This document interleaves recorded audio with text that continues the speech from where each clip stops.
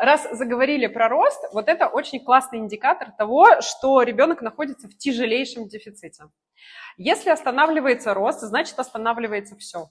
Абсолютно. Не будет развиваться, не будет наработка навыков, потому что рост – это вообще то, что заложено природой, это то, что необходимо нам вообще для спасения жизни. Если мы не будем расти, мы в животном мире не выживем. Да? Ну, то есть мы не берем сейчас цивилизацию, мы берем с вами генетику, ну, то есть природу. Соответственно, если у нас останавливается рост, это говорит о том, что нет ресурса для роста, а значит, нет ресурса ни для чего. И каждый, я думаю, может быть, из вас испытывал такое, когда чуть-чуть вес набираешь, сразу в рост.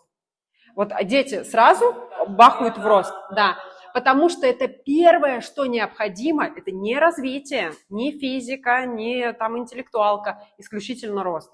И поэтому по росту мы можем с вами судить о том, насколько тяжелая дистрофия у ребенка, ну, как бы в данной ситуации, например.